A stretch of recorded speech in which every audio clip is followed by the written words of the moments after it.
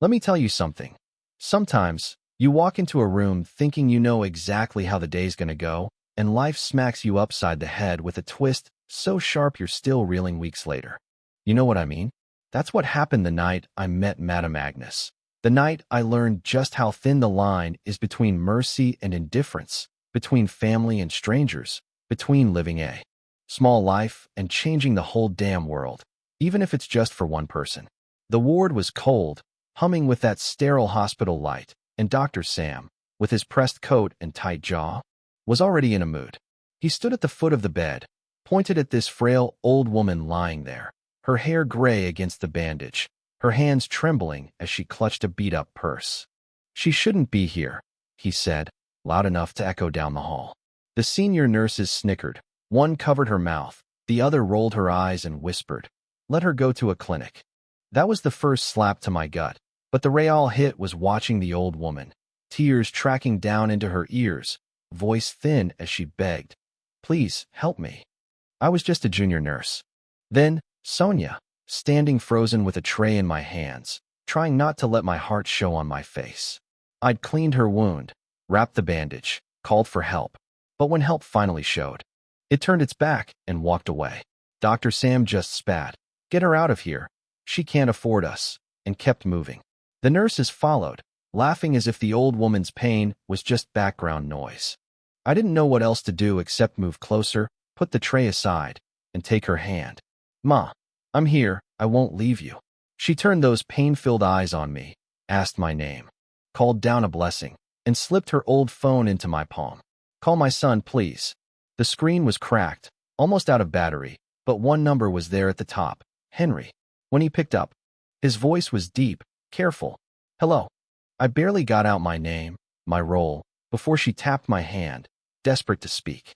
She told him, her son, that she'd had an accident coming from the village, that they were refusing to treat her. "I am dying here, my son." I blurted the address, the ward, her bed number, before the phone died and went black in my hand. For a moment, I just stood there, hearing my own breath, praying I'd done enough. It got worse before it got better. Her pulse raced, her breathing faltered. I called for help. No one came. I could feel my own mother's hands, rough from selling fruit to pay my school fees, shaking in memory as I pressed the call button again and again, getting nothing but silence. When Dr. Sam finally popped back in, he found me standing between him and her bed, begging him to at least start fluids. He just sneered, "No equipment, no bed, not for someone who can't pay," and walked out. The senior nurses told me, "Don't stress yourself, sweetheart. This is Lagos, not charity." Those words stung so deep I can still hear them some nights. So I did what I swore I'd do the day I graduated. I broke the rules. I pulled a saline line from a supply drawer, technically signed in for someone else, and started it myself, whispering, "You will not die," because someone laughed. Her breathing eased just a bit, but her life was hanging by a thread. Then everything changed. Suddenly, heavy boots thundered down the hall. Security guards and a man in a sharp shirt and stone-set face burst in. Henry. His eyes burned as he demanded, "Where is my mother's doctor?" Dr. Sam, the same man who'd tossed her aside, froze when he realized who was asking. That's the twist, right? The old woman everyone mocked. She was the owner's mother. Henry's face fell when he saw her. Then his voice turned dangerous. Who was in charge? No one answered at first. "So you left a dying woman untreated because she looked poor?" The room was dead. Silent. The senior nurse stammered, "We thought she was a beggar." Henry's face darkened. "That beggar is my mother." The air snapped like a broken cable.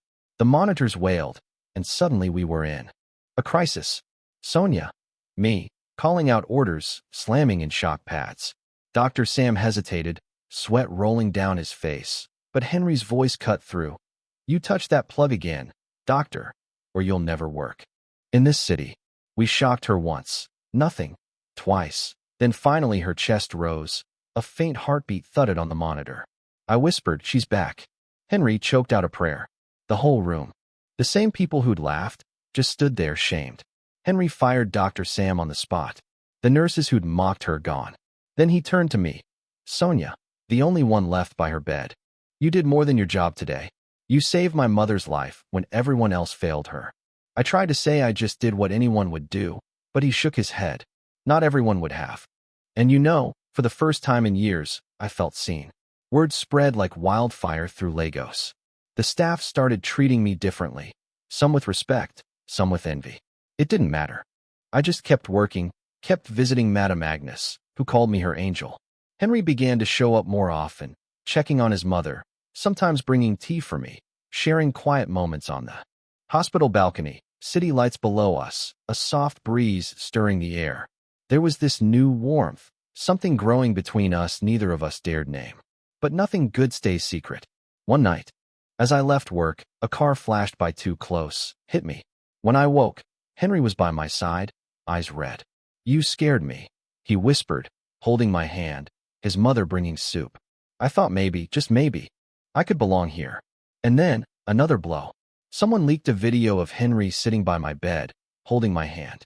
The internet exploded. So this is how you get promoted in Lagos. The memes. The cruel words, they cut deeper than my injuries.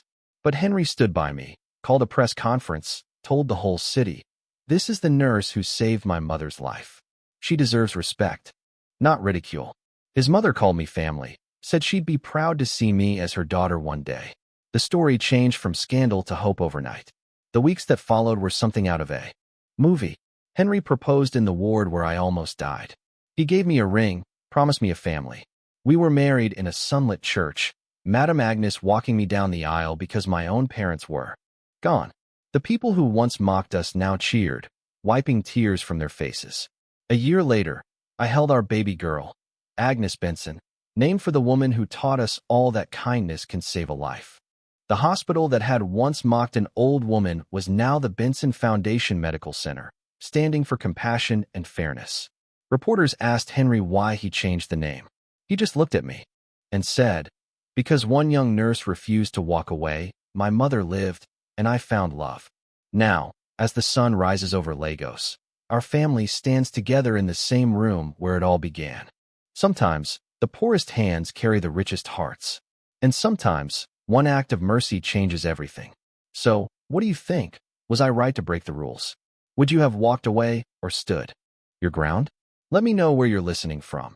And if you believe kindness still matters, drop your thoughts below, subscribe for more stories, because trust me, life has plenty more twists too. Share. People talk about miracles like they're rare, like you only get one in a lifetime if you're lucky. But the real miracle isn't just the moment Madame Agnes survived that night. It's how a single act, one quiet choice, can send ripples through every corner of your life, changing things you never expected. After the wedding, Lagos never let us forget what happened. The story was everywhere, sometimes as inspiration, sometimes as gossip, sometimes twisted into something it wasn't. But the truth was softer, sweeter, full of those small, ordinary moments that actually make a life. I settled into my new role, chief nursing officer at what everyone now called the Benson Foundation Medical Center. The walls that used to echo with laughter at other people's pain were now painted with hope, portraits of patients, plaques about compassion, posters that actually meant something. Henry made sure no one ever forgot why things had changed. Madame Agnes visited almost daily, her laughter echoing down the corridors, sometimes scolding the doctors, sometimes handing out sweets to patients. She never stopped calling me her daughter, sometimes right in front of the whole staff, just to see me blush. And our little girl, baby Agnes? She came into this world with a loud cry and a head full of stubborn curls. Henry always joked that she got my courage in his stubborn chin, and I swear, every time I hold her, I see both our stories written in her sleepy smile. But as much as I'd love to say everything was perfect after that, like some fairy tale where the bad guys leave and the good ones get everything they ever wanted, the world doesn't work that way. It wasn't long before a new storm found us. That's life, right? Just when you think you've outrun the shadows, another one creeps up behind you. It started with the smallest things, rumors in the staff lounge, whispers that maybe I'd only made it this far because of who I married, not what I'd done. One day, a new doctor, a sharp-tongued woman from the UK named Dr. Patel, called me into her office. "Sonia," she said, not unkind but with that tone, "you know the one. Do you ever feel like people only see your title, not your work? I just smiled, told her, every day? But my patients know the truth. She nodded, said she respected that, but her eyes said she was watching. Henry did his best to shield me from the politics, the business meetings, the power plays that come with running a hospital this size. But you can't build a place on compassion and not make enemies. A rival group tried to poach our best staff, offered them double pay. When that didn't work, they dug up old rumors, paid bloggers to dredge up the video again, even tried to spin a story that my marriage was a stunt to boost the hospital's image. And through it all, I kept working, changing dressings, holding hands, sitting up with patients in the middle of the night when fear kept them awake. I saw myself in every scared young nurse, every patient whose bills seemed too high, every mother fighting for her child's life. Sometimes I'd pass by the bench outside the ER, the same spot where I used to eat my lunch, and pray for a miracle, and I'd remind myself, this, right here, is why I can't let bitterness win. There was one night, late, must have been 2 a.m., when a young man came crashing through the ER doors, carrying his father, both of them covered in red Legos dust and panic. The staff almost turned them away, no deposit, no ID, but I caught the look in the boy's eyes. I remembered that feeling. The helplessness, the fear. I waved the rules aside and got to work, and when the old man finally opened his eyes, the boy just wept in my arms. God sent you, nurse, he whispered. I just smiled and said, maybe. Or maybe I just remembered what it felt like to need a miracle. Of course, not everyone cheered for us. Some people, they just couldn't stand to see a girl from nowhere sitting in the boss's office, making decisions that used to be reserved for men in expensive suits. Sometimes even the old guard tried to make trouble, questioned my orders, tried to trip me up in meetings. But Henry, he always had my back, and so did Madame Agnes. She'd sweep into those rooms with her regal air, shut everyone up with a glance, then wink at me like we were sharing a secret. And our family, well, it grew stronger every day. The nights were full of soft lullabies and quiet talks in the garden. Henry confessing his fears, me telling him mine, both of us learning how to forgive the world and ourselves for everything we'd lost and everything we'd found. Some nights, I'd watch Henry rock our daughter to sleep, his face gentler than I'd ever seen, and think, this is what real victory looks like. Not a headline, not a pay raise, not even the big wedding, just a quiet house full of laughter, a child who knows she's safe, a mother-in-law who calls you daughter like it's the most natural thing in the world.